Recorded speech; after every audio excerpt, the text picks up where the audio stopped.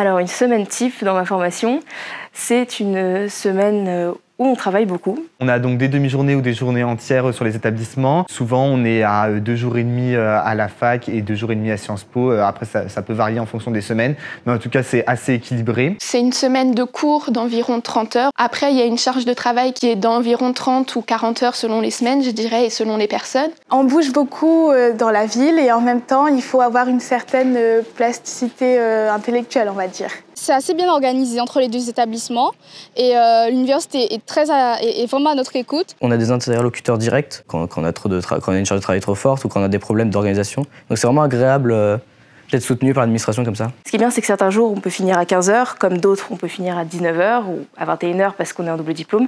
Mais c'est pas très grave parce qu'on s'habitue très vite au rythme. Et ça nous laisse quand même le temps des après-midi de libre pour aller travailler tous ensemble ou pour aller quand même se détendre parce que c'est très important. Ça veut dire travailler globalement de 8 h à 20 h, dîner tous ensemble si on a envie. Le week-end, travailler encore sur 2-3 exposés, 2-3 présentations et puis recommencer le lundi matin. Une semaine type, certes, chargée, mais vous avez quand même le temps de faire d'autres activités, de voir vos amis, votre famille, etc. Je fais du basket avec justement des étudiants des autres diplômes.